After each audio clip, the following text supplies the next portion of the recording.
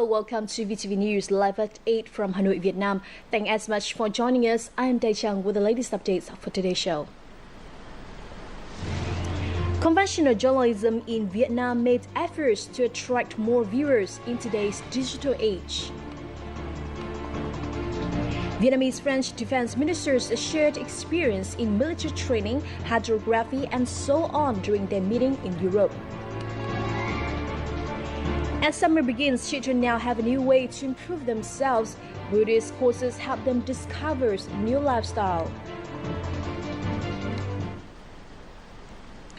Now today marks the 90th anniversary of Vietnam's Revolutionary Press Day. As such, leaders of the party and state and the Vietnam Fatherland Front visited some of the country's major press institutions on the occasion.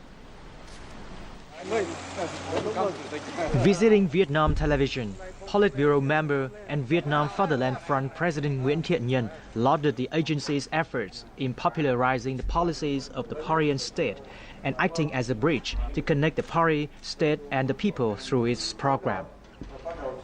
That same day, Mr. Dinh Thế Huynh, Politburo member, secretary of the Party Central Committee and head of the Party Central Committee's Commission for Education and Communications, extended greetings to the journalists at various press agencies, including the Vietnam Press Association, the Nhân dân newspaper, Vietnam Television and Vietnam News Agency. Both the leaders expressed their hopes that in the coming time, local press institutions will continue to fulfill their roles effectively, serving as trusted sources for the country's media. Now on to the sidelight events to mark the 90th anniversary of Vietnam Revolutionary Press Day. Outstanding journalists were honored at the Ho Chi Minh City's 33rd Press Awards, an event by the Ho Chi Minh City Journalists Association. This year, the Ho Chi Minh City Press Award included 200 journalistic works attended 3 local journalism agencies. 46 works were chosen for the awards. At the ceremony, the organizing committee awarded 5 first prizes, 9 second prizes, 14 third prizes, and 18 consolation prizes for 5 media forms. The awarded works cover a wide range of topics such as following Ho Chi Minh's moral example and protecting national sovereignty. The Press Award is an annual activity aimed to inspire local journalists and reporters to contribute more to society. In related news, currently mass media in Vietnam is experiencing significant changes. Conventional journalism is facing rising competition from social networks and online newspapers where information can be spread at lightning speed. How can conventional journalism in Vietnam maintain its ratings and attract more viewers in today's digital age? The following story tells us the answer. The story of students and teachers crossing the flooding stream in the mountainous province of Điện Biên earned the Tuổi Trẻ newspapers the first prize in the National Journalism Awards contest last year. However, it was a teacher who filmed this footage with her phone and gave it to the newspaper. In the time of technology, even an ordinary person can create a prize-winning report. Today, journalism should involve the whole society so as to raise its quality. Many newspapers are now limiting their network of collaborators, which does not engage society. After 15 years of financial autonomy, Ho Chi Minh City Television has been able to modernize its devices, thereby enhancing the quality of its TV programs and becoming the leading television network in the region. I think promoting society's involvement in journalism is essential. Citizen contributions will help us understand society's demands for information. The cases of Tuổi Trẻ newspaper and Ho Chi Minh City Television are typical examples of developing journalism through the involvement of the people. Societal contributions to journalism are also important in terms of financial resources. In the field of television, it helps us upgrade TV equipment. In the time of internet, TV producers should change their way of making and broadcasting programs to make their products suitable to viewers' demands. As part of the recent Master Plan for Developing Journalism, the Central Committee of the Communist Party of Vietnam also encouraged the role of the people. In the time to come, this master plan must be realized so that journalism can better serve the public's information demands.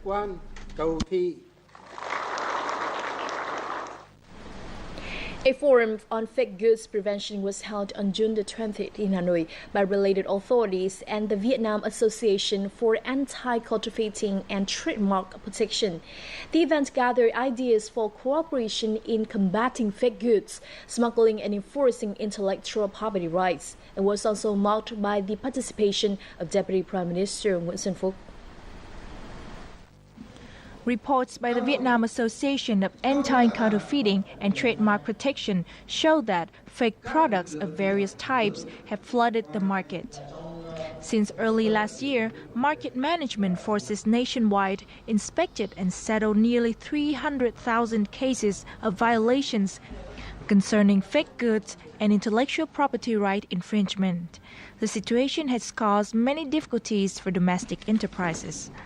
The violations have affected us in terms of production volume, market share, revenue, and prestige.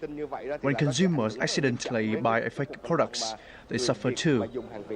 Addressing the forum, Deputy Prime Minister Nguyễn Xuân Phúc asked the relevant authorities to work more effectively in dealing with local copycats. Efforts to prevent counterfeit products and trade fraud violation should be carried out thoroughly. Particularly, health-related items such as medicine, herbs, food supplements, and cosmetics should be strictly inspected. Currently, some 31 commodities and goods of domestic enterprises are facing losses due to counterfeit production. Many products are being labeled Vietnamese goods, while they are actually low-quality imported goods. The forum wrapped up with a signing ceremony between the Ministry of Industry and Trade's Department of Market Management and the Vietnam Association for Anti-Counterfeiting and Trademark Protection. Now, Vietnam has many policies on industrial development, but they are not comprehensive and effective. This was widely agreed upon at the International Conference on Vietnam Industry Development Policy Orientation on June the 20th in Hanoi. It was held with a focus on the 2016-2025 period, Vision to 2035. At the event, Deputy Prime Minister Hoàng Trung Hải pointed out that despite two-digit growth rates recorded for many years, Vietnam's industrial development is still far behind other countries in the region. The reason for this is the lack of connection between industries, regions, technology, and high-quality human resources.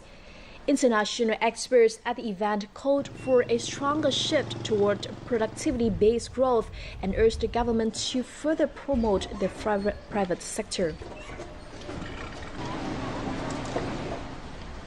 On May the 20th, Electricity of Vietnam Group held a ceremony to close the sluice gate that accumulates water in the reservoir of Lai Châu hydropower plant. Water accumulation in the reservoir is an important step to prepare for the operation of the first turbine later this year. After 4 years of work, construction has been successfully accomplished and the reservoir is ready for water accumulation. The plant is located on the upper part of the Da River in Lai Châu province. It has a total capacity of 1,200 megawatts and is expected to generate more than 4.6 billion kilowatt-hour every year to the national grid. It plays an important role in the Red River Delta by preventing floods in the rainy season and supplying water in the dry season.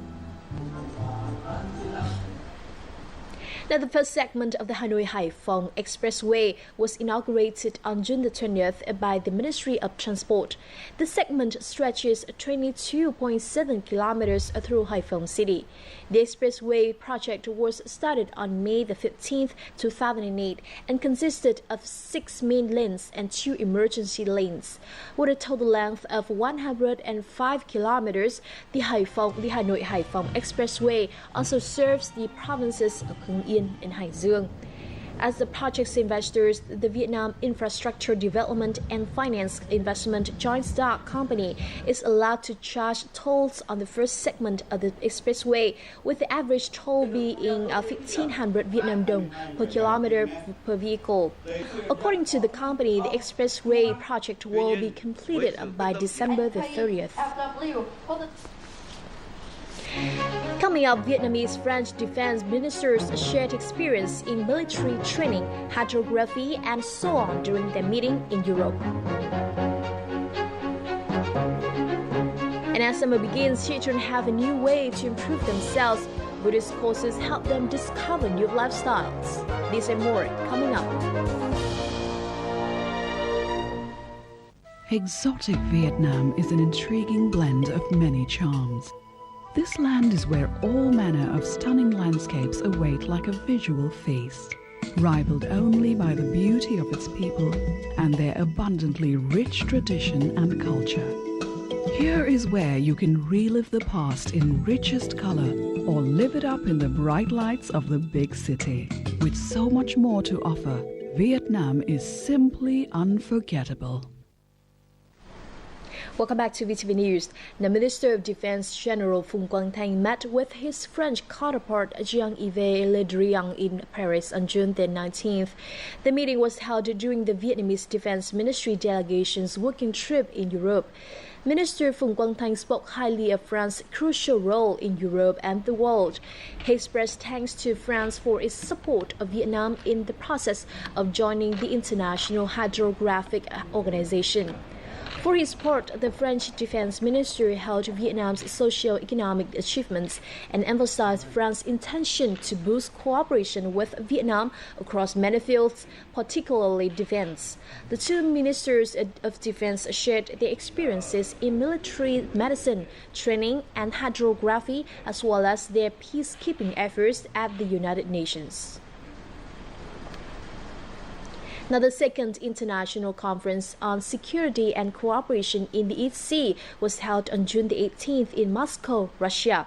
Held by the Institute of Oriental Studies under the Russian Academy of Sciences, the event attracted many experts, politicians, and diplomats from Russia and other countries. Experts at the conference agreed that the increasingly complicated disputes in the East Sea are making this area a hotspot in Asia. This conference aims to collect solutions to the worrying situation in the East Sea. Scientific analysis will propose initiatives which will be discussed by parties to reach a common understanding.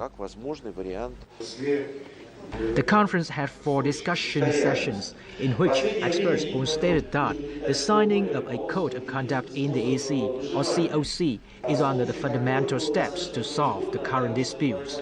China's lack of enthusiasm for a code of conduct has led to speculation that it seeks to prolong the talks because it wants to expand and consolidate its position.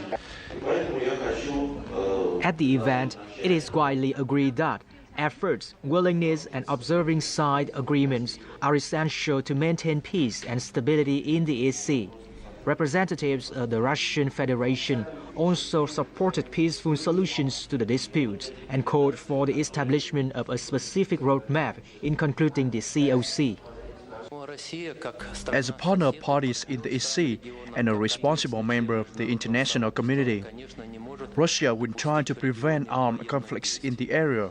Russia also calls for a new mechanism to maintain security and development in the Asia-Pacific on the basis of equality, respect of international laws, and avoidance of the use of force.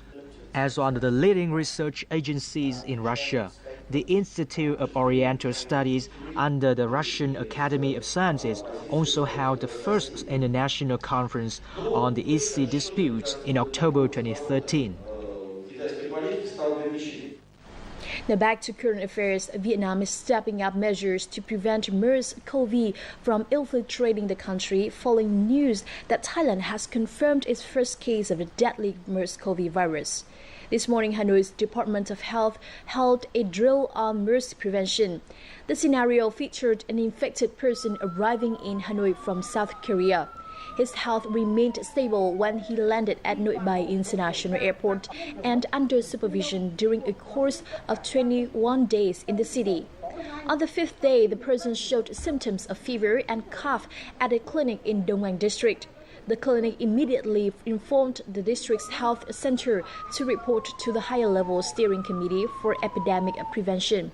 After the completion of the drill, the health department revealed its prevention and treatment process in case of MERS.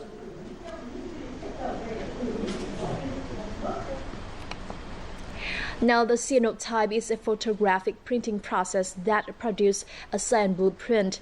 Vietnamese photographer Pipo Nguyễn Duy recently opened a show entitled A Different Journey at the L'Espace French Cultural Center in Hanoi. The project aims to introduce the traditional yet unique photographic method of cyanotype to the public. These are among 600 cyanotype prints captured by photographer Pipo Nguyễn Duy for nearly 100 days. The subject of the photographs is the geological samples which Pipo Nguyễn Duy brought from the garden of French painter Claude Monet in Giverny, France. When visiting Monet's garden, I was inspired to start a project by myself on the history of photography. So I had an idea to link the inspiration I found in Monet's house to the history of the cyanotype method. In order to make such photographs, Pipo Nguyễn Duy put the samples on a sheet of paper, which soaked in photographic solvent. Then, Duy dried the paper with natural sunlight in different times of the day. Through the interaction with light, images of specimens gradually appeared on the paper.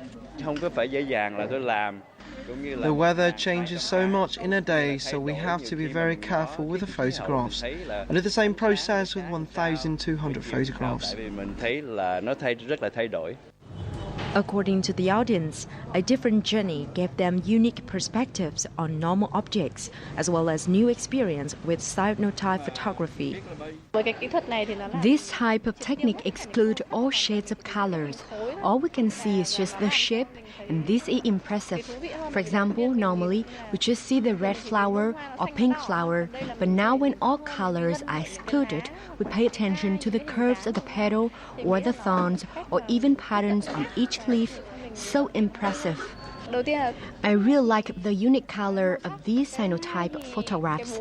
The structure of them also impressed me.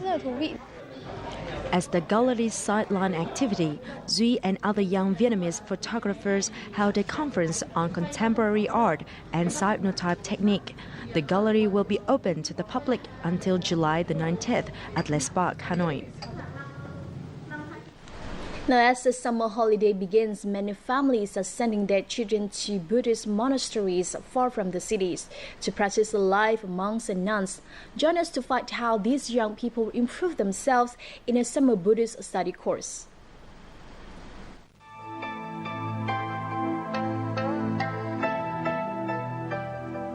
At 4 o'clock in the morning, these children begin a day at the Buddhist monastery with Zen meditation. They're participating in the summer Buddhist study course for students ages 11 through 13. If they were home now, they would be sleeping.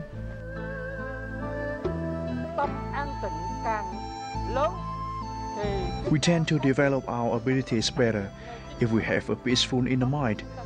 When we practice Zen meditation, we become more intelligent.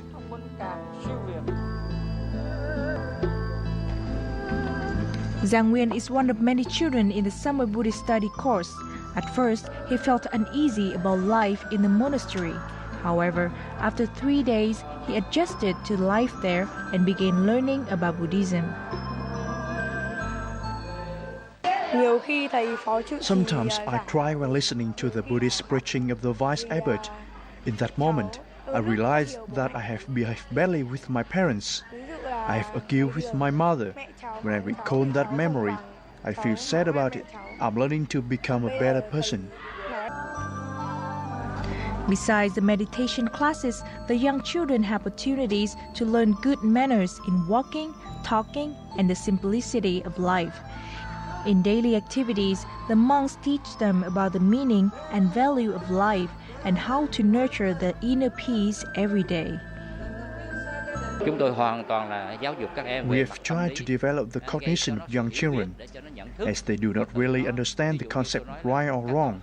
For example, they need to nurture their gratitude towards their parents. We try to make them feel more responsible for their families and for themselves. After the course, the young children have learned many moral values and become better people. The Buddhist course has become a familiar destination for young children in the summer.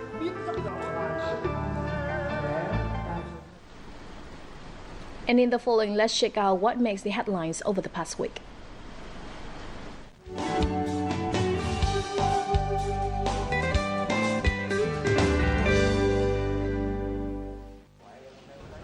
Ahead of the 90th anniversary of the Vietnam Revolutionary Press Day on June the 21st, several meetings were held by the country's top leaders this week.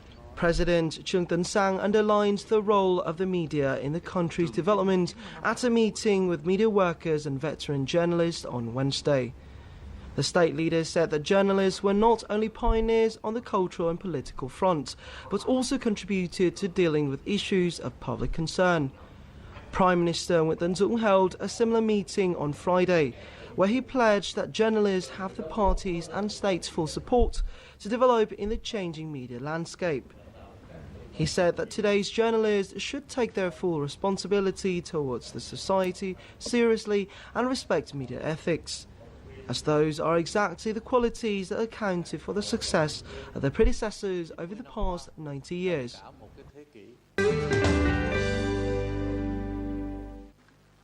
Vietnamese Deputy Prime Minister Phạm Bình Minh joined a meeting with Chinese Premier of the State Council Lý Keqiang on Thursday at the Great Hall of the People of China. At the meeting, Deputy Prime Minister Minh affirmed that Vietnam always appreciates and develops comprehensive strategic partnership with China. Minh proposed that China will create more favorable conditions to boost Vietnam-China bilateral turnover, especially in agriculture, forestry, and fishery products. Minh also expressed the hope that Vietnam and China should settle the dispute in the EC through peaceful measures to maintain the good relation between the two countries. As for his part, Lý Keqiang appreciated the result of the 8th meeting of the China-Vietnam Steering Committee for Bilateral Cooperation. He also emphasized that China is willing to cooperate with Vietnam to develop Vietnam-China multifaceted ties and contribute to peace, stability, and prosperity in the region.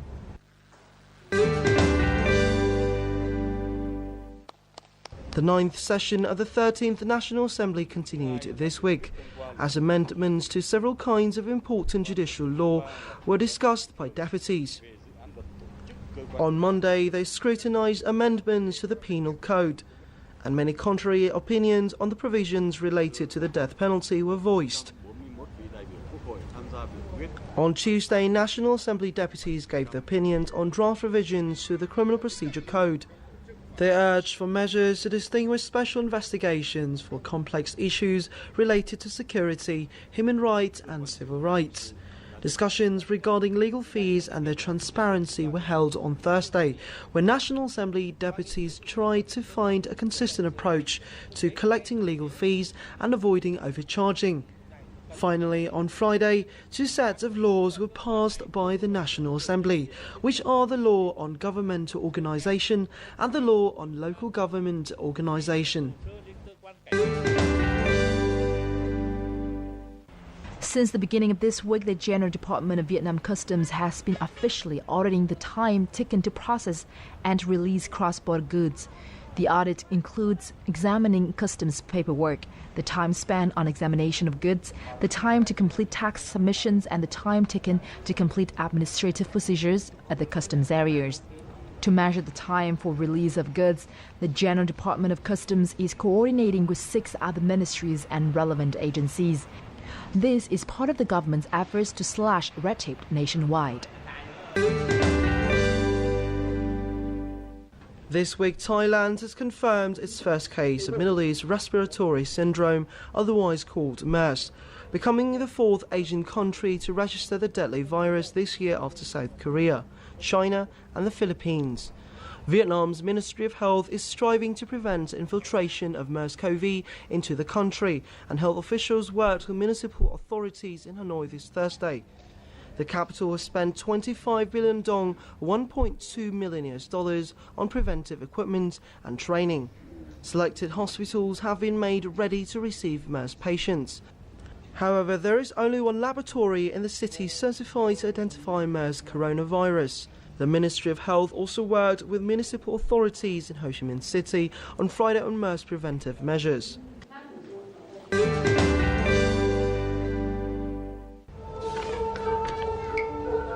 This week, the Gahui or Hui traditional singing genre has been recognized as a national intangible cultural heritage, according to the Ministry of Culture, Sports and Tourism. The performing art genre blends literature and music together in perfect harmony to create a poetic beauty. The genre formed and developed in the then Fusun province, Thi Thiên Huế, more than 3 centuries ago. Recently, the Provincial Department of Culture, Sports and Tourism has organized training programs and licensed nearly 500 artists and musicians of the genre.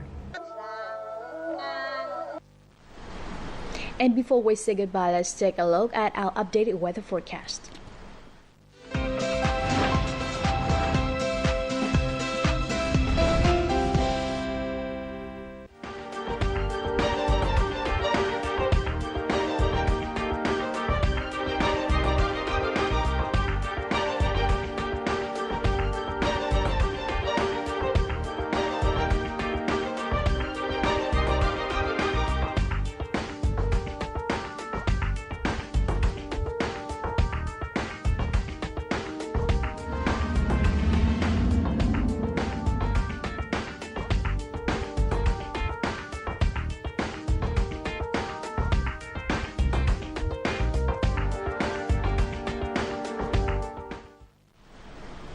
And that's all we have for you for now. For more updates, please log on to vtv4.vn or youtube.com/vtv4go.